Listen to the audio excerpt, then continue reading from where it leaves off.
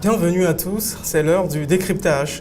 Un quart de siècle après le déclenchement des transitions démocratiques et la succession des cycles électoraux, l'élection est toujours sujette à caution et en proie à la crise dans nos démocraties africaines. Elle est, malgré l'instauration de commissions électorales, selon un mode plus ou moins consensuel, devenue un facteur conflictogène. En cette année 2016, qui s'annonce comme une année éminemment électorale sur le continent, Décryptage se propose de réaliser le check-up complet des organes et organismes de gestion des élections, que sont les commissions électorales indépendantes ou autonomes en Afrique. Pour voir un peu plus clair et pour aller plus loin, nous recevons Mohamed Madi Djabarkaté. Il est expert électoral, directeur président fondateur du Centre pour la gouvernance démocratique et la prévention des crises, CGDPC. Merci, Monsieur Madi, d'avoir accepté notre invitation et de participer à cette émission Décryptage. Je disais en prélude, cette année en Afrique sera éminemment électorale. En 2016, on s'attend à pas moins de 16 élections présidentielles, 17 s'il faut compter celle qui a eu lieu récemment en Centrafrique et qui a débouché sur un scénario démocratique qui est salué par tout le monde. L'Afrique, on va dire, c'est le meilleur comme le pire. On a vu ce qui s'est passé au Burundi. Le processus s'est un peu enlisé. On le voit, le Nigeria, malgré toutes les attentes, on se rend compte qu'il y a eu une transition, une alternance démocratique qui a eu lieu. Et cette Afrique à deux vitesses-là, quel regard vous portez sur ces 17 processus électoraux? Avant tout, je vous remercie pour l'invitation. Et comme vous avez su le présenter de façon résumée mais très condensée, et les élections cette année 2016 vont animer tous les débats possibles. Et il est évident qu'au centre de ces élections, tous les regards sont tournés vers les organes de gestion des élections, et dont les appellations varient suivant les pays: Commission électorale nationale indépendante, Commission électorale indépendante, Commission électorale nationale autonome. Alors, selon les pays et selon les circonstances qui ont conduit à la mise en place de ces structures, les appellations varient, mais l'objectif, il est un. Depuis 90-91. Est-ce que vous pensez que ces organismes de gestion des élections, comme vous les appelez dans votre jargon, seront à la hauteur de la tâche au niveau, sur tout le continent? Je veux un regard transversal. Je pense qu'il serait ingrat. Ça fait 25 ans oui, que nous faisons cette expérience démocratique d'élection en élection. On se rend compte que parfois ça tourne bien, parfois ça tourne mal. Il serait ingrat de dire que ces organes n'ont rien fait, même si nous ne pouvons pas dire qu'ils ont permis de remplir les objectifs qui étaient fixés à leur création pour la plupart. Dans certains pays, on a eu la chance d'avoir des organes de gestion des élections qui ont été à la hauteur. Dans d'autres pays, l'appréciation elle est au minima. Dans d'autres aussi, le tolérable, on peut le dire. Mais dans l'ensemble, on peut dire que ces organes de gestion des élections ont contribué à revoir le climat électoral en Afrique. Alors, pour revenir maintenant au cœur de notre discussion, concernant les commissions électorales ou organismes de gestion des élections, comme vous les appelez dans votre jargon, qui est-ce qui peut être membre de ces structures-là? Voyez-vous, dans certains pays, je donnerai par exemple au Togo, il y a une loi organique qui fixe les conditions pour être membre de la Commission électorale nationale indépendante. Dans d'autres pays, comme la République démocratique du Congo, c'est d'ailleurs une institution constitutionnalisée. C'est la Constitution d'ailleurs qui la consacre et laisse le soin aux législateurs de désigner ceux qui peuvent être membres. Mais d'une tendance générale, que ce soit dans tous les pays francophones et anglophones, ce sont pour la plupart des gens qui d'abord jouissent d'une certaine expérience en matière électorale, d'abord. Et ce sont aussi des cadres, soit provenant de l'administration, dans une partie, d'autres des partis politiques, et dans une certaine mesure depuis les 10 dernières années de la société civile. Alors ce sont ces trois grandes composantes: partis politiques, classe politique, administration publique, société civile, qui se retrouvent la plupart du temps dans les organes de gestion des élections. Alors, quelles sont les différences et les similitudes entre les CENI que certains qualifient de techniques, qui n'incluent pas en leur sein des acteurs politiques, des gens qui sont encartés dans des partis, et des CENI qui sont assez politiques ou mixtes?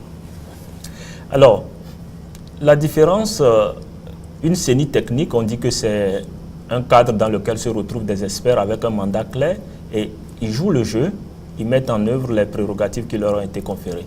Par contre, une CENI politique, ça veut dire des gens sont mandatés par des partis politiques pour représenter leurs intérêts au sein de cette commission. Alors, c'est par rapport à l'intérêt du parti qui vous a désigné que vous jouez le jeu jusqu'à la fin. Même s'il est vrai que parfois, dans l'exercice de leurs fonctions, les gens finissent par comprendre le caractère sacré de la mission qui est la leur et savent chercher entre l'intérêt général au lieu de privilégier uniquement l'intérêt de leur parti. Donc, ce n'est pas garanti automatiquement qu'une CENI technique ferait mieux qu'une CENI politique, mais il y a plus de chances qu'une CENI technique puisse quand même faire tomber la passion et le débat. Alors, vous vous penchez plus pour une CENI technique, si je comprends. Oui, je pense que l'expérience sur ces 25 dernières années, parce que nous devons quand même rappeler qu'avant que ce processus démocratique ne soit engagé après la conférence de la Baule, les élections étaient organisées dans nos pays, mais par le ministère de l'Intérieur et l'administration. Et l'administration qui le faisait. Mais on savait tous aussi dans quelles conditions, comme le disait une administration monocolore et engagée souvent politiquement parce qu'il y avait une confusion entre le parti État et les fonctionnaires de l'État. Voilà.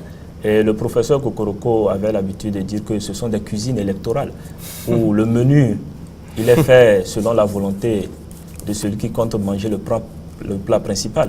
Alors, quand même, ces structures ont muté progressivement avec la création des CENI, des Sénats, pour donner quand même un semblant d'accompagnement au processus et tout le monde peut se retrouver impliqué dans le processus. Alors, on a vu durant 25 ans, pratiquement, l'exemple dans plusieurs pays, qu'est-ce que la CENI a pu faire, qu'est-ce qu'elle n'a pas pu faire. Mais on peut se dire qu'une CENI technique nous aurait privé de beaucoup de choses, de dérapage et consorts, si cette formule est privilégiée. Alors, qui doit être membre, qui est qualifié pour être membre d'une commission électorale? Vous l'avez dit, est-ce qu'il faut peut-être mettre des magistrats, des politiques? Vous avez abordé légèrement tout à l'heure dans votre première réponse. Alors, une CENI technique, voilà, en termes de qualification. En termes de qualification, je pense avant tout qu'il y a aujourd'hui, dans la plupart de nos pays, des gens qui ont acquis l'expérience en matière d'organisation des élections. Et la plupart du temps, ils ont été envoyés soit pour le compte d'un parti ou de l'administration. Mais maintenant, il faut ramener la chose sur une base un peu plus compétitive, où on cherche à doter le pays d'une structure technique et on demande aux compétences de faire acte de candidature. Mais bien évidemment, il faut que la désignation soit faite par des autorités compétentes. S'il faut se confier à l'Assemblée nationale pour qu'à l'issue d'un processus électif, on désigne ses membres, mais toujours en se conformant à des critères qui ont été définis. Et ce n'est que sur cette base. Par ailleurs, maintenant, nous avons aussi les élections, c'est tout un tout. Ce n'est pas une matière aussi simple que ça. Donc, il faut quand même une expertise venant de plusieurs horizons. Les élections, la plupart du temps, quand nous parlons d'un processus électoral, on vous dira cela part de l'étape de révision du fichier électoral jusqu'au jour des élections. Alors, dans les CENI qui sont composés politiquement, il se pose souvent la question d'un certain marchandage, d'une guérilla. On le voit, hein, la nomination des membres de la CENI, c'est souvent sujet à tension et à crispation. Évidemment. Oui. Alors, oui, c'est sujet à tension et à crispation, et c'est normal. Parce que l'idée qu'on se fait en allant à la CENI, c'est elle qui entraîne toute cette tension. Parce que déjà, au prime abord, aucun acteur n'a confiance en la CENI s'il ne se retrouve pas à la CENI. Droit de regard. Droit de regard et peut-être droit de décision dans une certaine mesure. Mais le bon sens, il est là.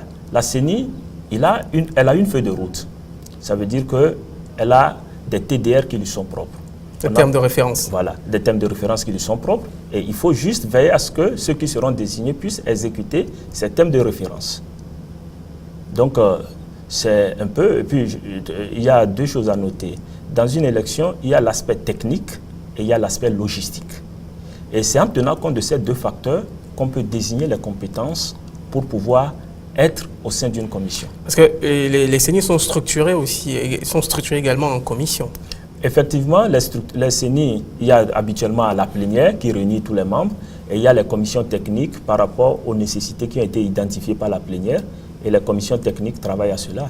Mais n'oublions pas aussi que la CENI, ce n'est que parfois un maximum de 20 bonhommes. Il faut maintenant toute une équipe pour mettre en œuvre les décisions sur le terrain. Donc il y a toujours des démembrements. Voilà, des démembrements qui sont parfois techniques, qui appuient. Par exemple, en RDC, vous avez la commission électorale centrale qui est composée de politiciens, société civile. Et maintenant, ils ont des démembrements techniques qui sont une administration pure. Ce qui fait que ce sont ces administratifs qui exécutent toutes les activités de la commission sur le terrain. Et la CENI elle-même devient une sorte de conseil d'administration qui prend des orientations et les techniciens mettent en œuvre sur le terrain. Nous en viendrons aux différentes figures de CENI qui sont sur le continent. Alors, je voudrais avoir votre avis aussi sur la périodicité, c'est-à-dire que la période d'exercice des CENI. Certaines CENI sont installées permanemment, les commissions électorales sont installées permanemment, d'autres sont juste intermittentes. Pourquoi cette distinction et quels avantages et quels inconvénients? Alors, l'avantage, on dira peut-être, c'est qu'on essaie de faire une revue après action, ce qui permet de voir qu'est-ce qu'on peut corriger à la CENI, qui on peut envoyer à la CENI pour quand même corriger les choses qui se sont qui on peut renvoyer également. Parce oui, qui on peut renvoyer de la CENI aussi. De la même manière qu'on peut adhérer, de manière on peut... Voilà, on peut... Il faut régler tous ces détails. Justement. Donc, c'est pourquoi parfois la périodicité, elle est intéressante. Mais c'est une insécurité, dans la mesure où, vu que le mandat, il n'est pas limité, on peut vous envoyer là-bas, tout comme vous renvoyez de là, les gens sont enclins à toujours faire le jeu de leur obédience qui les envoie. Parce qu'il faut faire le jeu pour être gardé là-bas. Dans certaines circonstances, il faut jouer au fou du roi pour pouvoir garder le rôle. Alors, c'est ça l'inconvénient de ces CENI, comment dit-on, parsemés, parce qu'on n'a pas un mandat clair sur une période déterminée et les éléments sont obligés de continuer par jouer de façon constante le jeu de leur chapelle politique. Alors que si l'opportunité était offerte, on dit vous êtes à la CENI pour peut-être un mandat de 7 ans. Après ça, votre mandat n'est pas renouvelé, vous n'êtes plus éligible. Alors quand vous rentrez là-bas, vous avez une seule option, c'est de travailler pour que l'histoire retienne votre passage. Mais quand vous savez qu'il n'y a pas cette limitation et tout dépend du bon vouloir de votre parti politique, alors vous jouez à fond le jeu politique et finalement ça ternit l'image de l'institution en elle-même. Ok. Quid de la survivance des organes? Est-ce qu'il faut peut-être encourager les pays à mettre en place des organes permanents ou à mettre des organes intermittents ou ad hoc? Non, je pense que les élections sont devenues une réalité.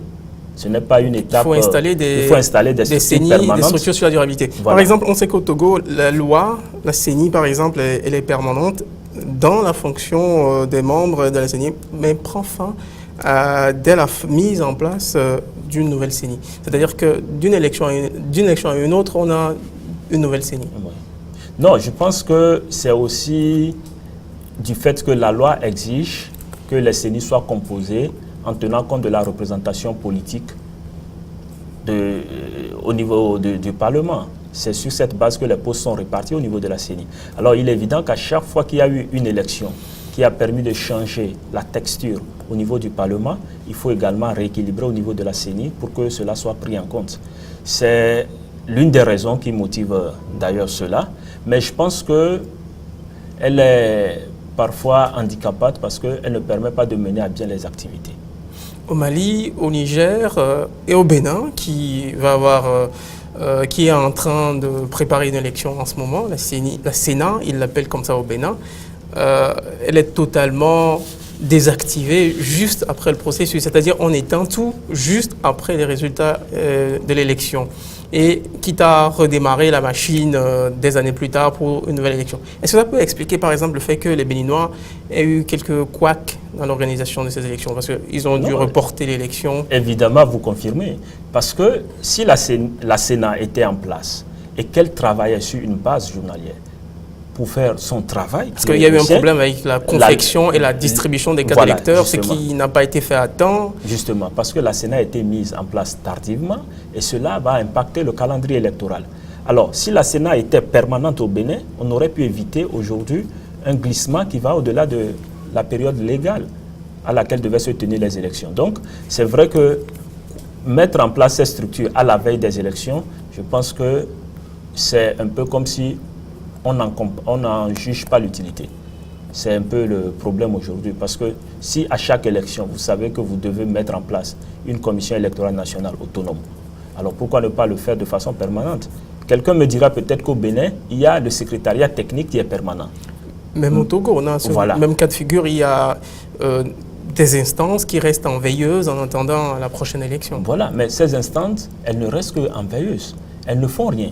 Parce que dès que les élections sont finies, on coupe tous les moyens en dotation et consort. Et c'est un peu aussi une conception que le commun des mortels a. Pour le commun des mortels, organiser une élection, c'est dans une certaine mesure le jour J des élections, vous venez vous aligner, on vous distribue des bulletins de vote et après, bon, on dit rendez-vous dans 5 ans. Non. Une élection, on l'organise, c'est tout comme si vous me dites qu'il faut attendre qu'il y ait un accident avant de mettre en place le service des sapeurs-pompiers. Justement, une commission électorale, elle doit être en place, pas à la veille des élections, mais de façon permanente, elle doit préparer les cycles électoraux parce qu'on le connaît.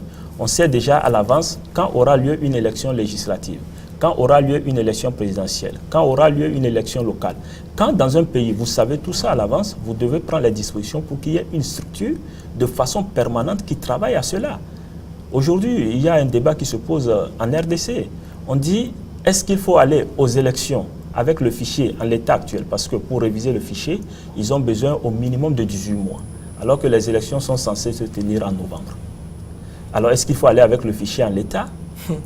Mais si la commission avait les moyens et travaillait, elle aurait révisé régulièrement le fichier en intégrant les nouveaux majeurs. C'est le cas dans les grandes démocraties. En France, il n'y a pas de moment de recensement, de recrutement électoral. Justement. C'est-à-dire que ça se fait automatiquement, je pense. Oui, ça se fait dans les grandes démocraties. Même dans plusieurs pays africains, il y a toujours une phase où, bien avant les élections, ça pose la question peut-être de l'informatisation de l'état civil aussi.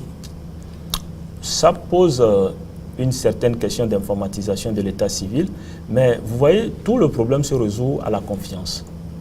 Parce que si vous informatisez l'état civil et automatiquement les gens peuvent, à leur âge de la majorité, voter, ça veut dire aussi qu'on n'a même plus besoin de carte d'électeur. On doit juste voter avec une pièce d'identité qui montre que nous sommes majeurs en respectant la loi. Alors, mais dans nos pays, effectivement, l'état civil n'est pas assez outillé et parfois on soupçonne d'ailleurs certains d'intégrer des mineurs et consorts dans le fichier. Donc, chacun veut assister à l'enrôlement dans le fichier. Et à présent, nous allons aborder quelque chose de très important, c'est qui est le fonctionnement des CENI. C'est-à-dire que vous, qui êtes un expert électoral, vous savez ce que c'est. Quelle indépendance, quelle autorégulation, pour quelle marge de manœuvre pour ces commissions électorales-là? Je pense que parler d'indépendance, c'est plus un terme relatif au dictionnaire. Parce que le CENI indépendante, il n'en existe pas sur le continent. Il n'en existe pas.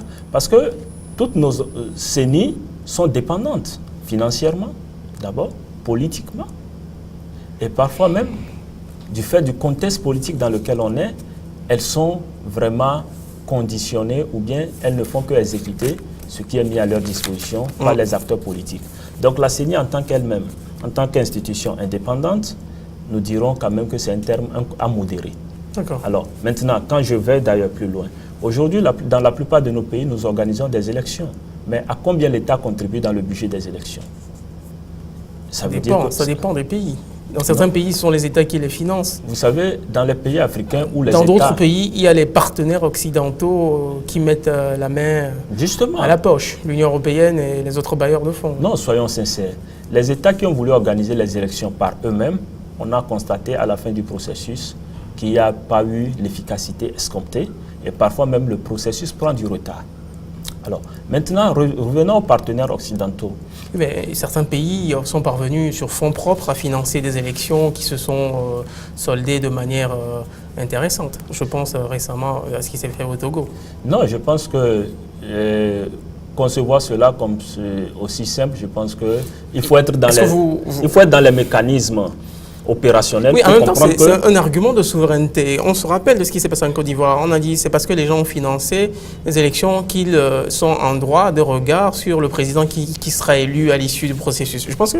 Est-ce que vous comprenez ce type Non, l'exemple ivoirien, d'argument? il est simple. Ce n'est pas parce que les gens ont financé des élections. C'est que les acteurs politiques ivoiriens ont convenu que les résultats des élections seront certifiés par le représentant spécial du secrétaire général des Nations Unies. En même temps, c'est parce qu'ils ont mis la main à la poche. Pas parce qu'ils ont mis la main à la poche, mais parce qu'ils n'avaient pas confiance en eux-mêmes. C'est pourquoi ils ont voulu un partenaire externe pour certifier ces résultats. Et sur cette base, ça veut dire que la CENI en elle-même n'a jamais été indépendante en Côte d'Ivoire, parce que son travail dépend finalement du dernier mot de ceux qui certifieront les résultats. On parlera de la certification des résultats. Mais par rapport aux différentes typologies de commissions électorales sur le continent, il y a certaines commissions électorales qui ont des prérogatives assez réduites. Moi, je les appelle les arbitres de touche. C'est par exemple au Mali et au Sénégal, la commission électorale a pour l'essentiel une fonction de supervision et de contrôle du processus électoral et non une fonction d'organisation des élections. Oui, effectivement, de ce côté, mais l'exemple sénégalais, je pense plutôt qu'il faut le louer parce que c'est une CENI purement technique au Sénégal. La commission électorale sénégalaise, elle est ouverte à des cadres supérieurs de l'administration à un niveau de données, d'expérience et consorts, et c'est sur une base de désignation purement administrative. Et ce sont des gens qui se retrouvent là-bas avec un mandat qui leur permet quand même de jouer leur rôle. Mais il est vrai, c'est 18 ou 20 bonhommes. Qu'est-ce qu'ils pourront faire pour organiser une élection? Ils ont besoin d'un appui logistique sur le terrain pour mettre en œuvre leurs décisions. Parce que, par exemple, dans le cas du Bénin, on se rend compte que ce n'est pas la Sénat qui a fauté, mais c'est le COSLEPI, le conseil, je crois, consultatif qui s'occupe de la liste confection. Permanente informatisée. Donc, est-ce qu'il y a une délégation de tâches? Est-ce que parfois ces types de CENI-là ne posent pas problème? Parce que, par exemple, il y a d'autres CENI qui ont plus de marge de manœuvre, qui, eux, s'occupent, par exemple, de tâches importantes concernant la globalité du processus. Une CENI qui a la main mise sur tout le processus n'est-elle pas plus efficace qu'une CENI qui se contente juste d'être arbitre de touche et d'observer de loin? C'est-à-dire arbitre central. Et bien, évidemment, vous avez raison. Une CENI qui a le contrôle de l'entièreté du processus électoral. Ça, c'est le cas peut-être de la CENI au Togo, de la Commission électorale nationale indépendante au Togo. Oui, dans une certaine mesure, parce que le volet sécuritaire, il ne dépend pas de la CENI. Il dépend...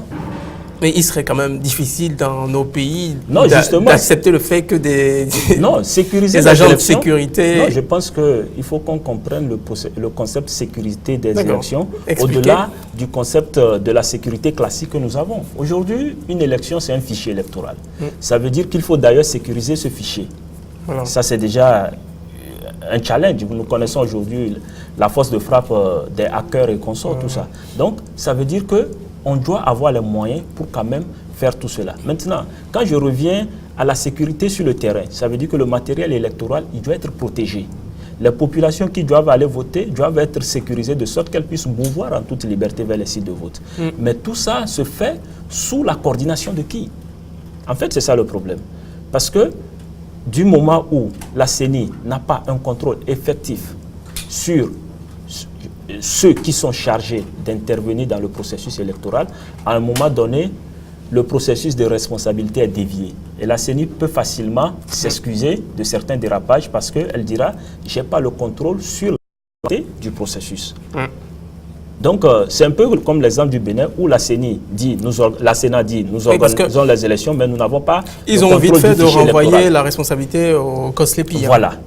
Donc, la Sénat, moi j'ai fait une interview avec le président de la Sénat béninoise qui expliquait que non, c'est le COSLEPI, moi de mon côté ça va, c'est le COSLEPI. Donc du coup, le COSLEPI a été dessaisi. Effectivement, donc c'est plus facile, mais il aurait été plus intéressant si même le COSLEPI devenait une structure technique de la CENI. Parce qu'il faut savoir que tous ceux qui interviennent dans les élections doivent dépendre quand même de la première autorité électorale, qui est le président ou la présidente de la CENI selon les pays. Il faut qu'ils puissent avoir son mot à dire sur leur travail, mais aussi leur donner des instructions qu'ils puissent exécuter. Alors, au Ghana, la commission électorale ghanéenne est sans doute l'un des organes les plus puissants sur le continent, hein. C'est-à-dire qu'il est le mieux pourvu en termes de moyens, en termes de prérogatives et de maîtrise même du processus de manière globale.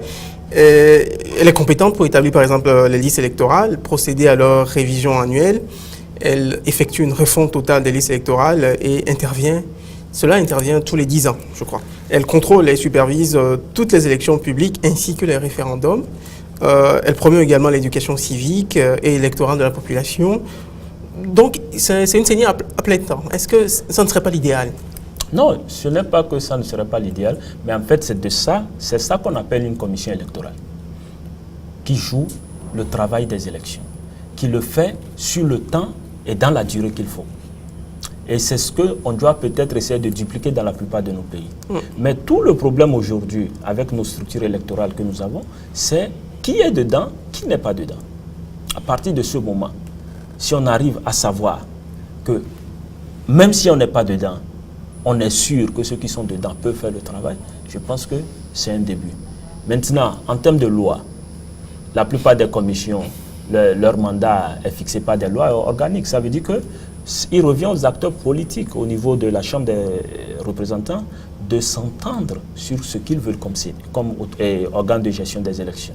Mais si chaque fois, en voulant rédiger une loi, on la rédige par rapport à des individus ou à une situation, et finalement, on est conscient que la loi ne donnera pas l'effet escompté. Parce que la loi, on peut dire qu'elle est partie du principe général pour s'incruster sur le principe personnel. Donc c'est un peu au niveau de des assemblées qu'on sort que les commissions électorales doivent être revisitées pour avoir un meilleur profil et maintenant une meilleure composition. Alors, quid du financement des commissions électorales? On sait que la démocratie, ça a un coût. On est d'accord, ça a un coût. Il faut de l'argent pour faire tout ce que vous décrivez tout à l'heure là. Maintenant, les CENI, les commissions électorales, où est-ce qu'elles s'approvisionnent dans nos pays en général, en règle générale? Vous savez, la démocratie, elle a un coût, la sécurité, elle a un coût, l'économie, elle a un coût, tout a un coût dans ce monde.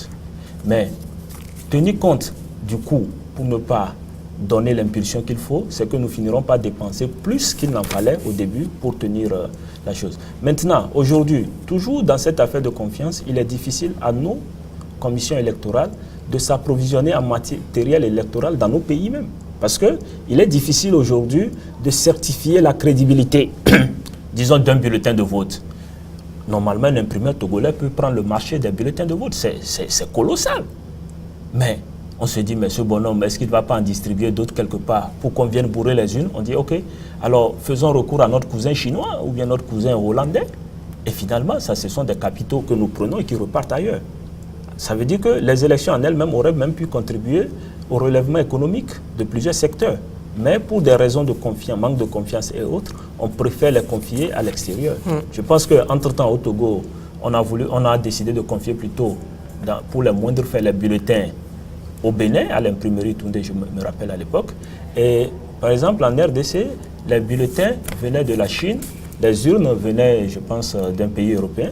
Donc, ce sont des choses qu'on peut faire au niveau local et ça a un impact sur l'économie. Mais du fait il y a un manque de confiance entre les acteurs politiques, on préfère que les bulletins viennent d'ailleurs et c'est avec ça qu'on travaille. Donc, l'impact financier des élections, il pèse sur le budget de l'État, mais aussi il disparaît de la poche des contribuables parce que ça ne revient plus chez nous, ça va dans d'autres économies, ça développe d'autres économies. Malheureusement, c'est toujours ce problème de confiance. Alors, la commission électorale ne peut pas recevoir de dons, de subventions ou de legs. Bon, ça c'est dans le cas togolais. Mais j'ai été surpris d'apprendre que dans certains pays de la sous-région très proches, hein, je pense à la Côte d'Ivoire, c'est possible. Non, et que par exemple la Sénat, la Commission électorale nationale autonome du Bénin, son budget est voté au niveau du Conseil des ministres. Effectivement, tout dépend du cadre légal qui a fixé la structure de gestion des élections. C'est elle qui prévoit les moyens dont cette structure peut disposer. Alors, qu'on veuille ou pas, il faut à un moment donné que l'élection, pour avoir cette indépendance que beaucoup de structures clament, mais qu'elles n'ont pas réellement, il faut que ces structures puissent être à même de mobiliser eux-mêmes les fonds. pas seulement d'attendre... L'indépendance financière des CENI, Oui, ce serait le scénario idéal. Ce serait le scénario idéal. Parce que pour travailler, vous avez besoin d'argent. Et quand vous avez l'argent, je pense que vous pouvez mettre en œuvre le processus, quitte aux acteurs politiques de se ressaisir et de prendre part au processus à un moment donné. Mais quand vous n'avez pas l'argent, vous attendez. Et finalement, après avoir attendu, vous décidez par rapport à ce que celui qui apporte l'argent demande. Celui qui donne, c'est celui qui dirige, comme on dit. C'est celui qui dirige. Effectivement, c'est un peu ça. Donc, il faut que nos commissions électorales puissent avoir aussi d'autres opportunités pour quand même renflouer leur caisse. Je pense que ce serait plus direct et ça permettrait d'être plus opérationnel sur le terrain. Alors, au vu de tout ce qu'on vient de se raconter depuis quelques minutes déjà, est-ce que le prototype, c'est-à-dire le portrait robot d'une CENI idéale se dessine dans votre esprit? Ce serait, par exemple, si je peux récapituler vos positions, ce serait une CENI technique, indépendante financièrement, et qui aurait un cadre légal assez flexible. Assez flexible et très large. Parce que le cadre légal, il fixe tout. Quand vous dites à une CENI, ton rôle se limite à regarder les gens faire.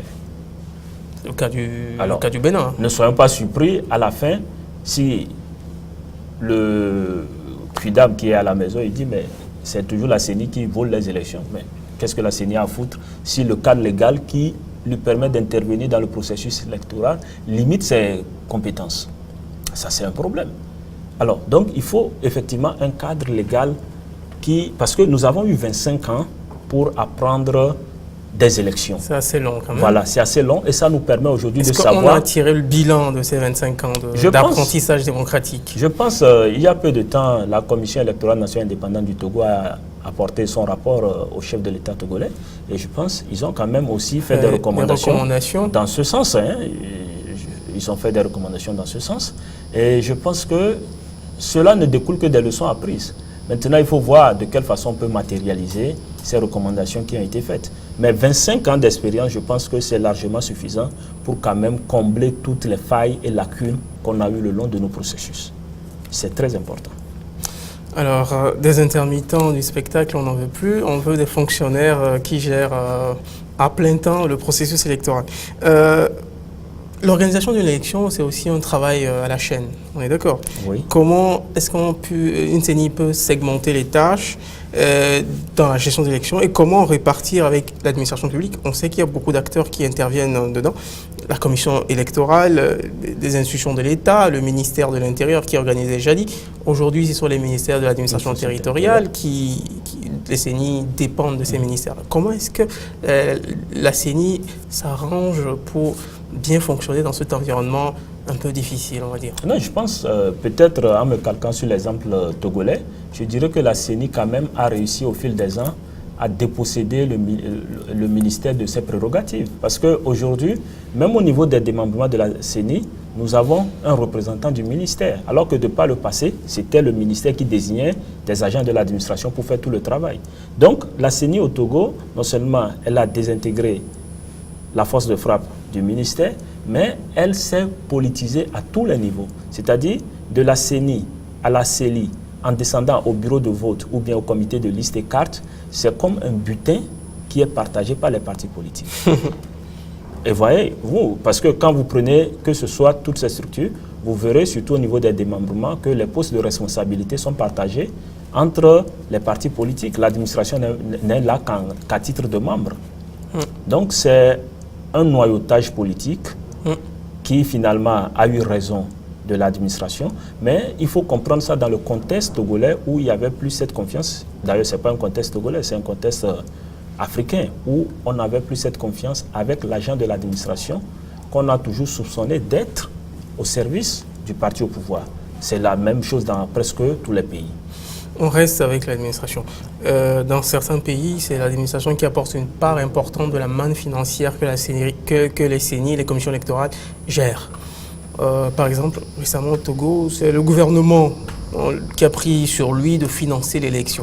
Est-ce que ça ne jette pas une certaine suspicion sur le processus en général? C'est-à-dire que voilà, ils se payent, ils ont financé une élection, donc du coup, on s'attend à ce que voilà, ils maîtrisent l'issue. Oui, il y a lieu d'avoir des soupçons, mais je pense quand même que c'est aussi à encourager. Hein.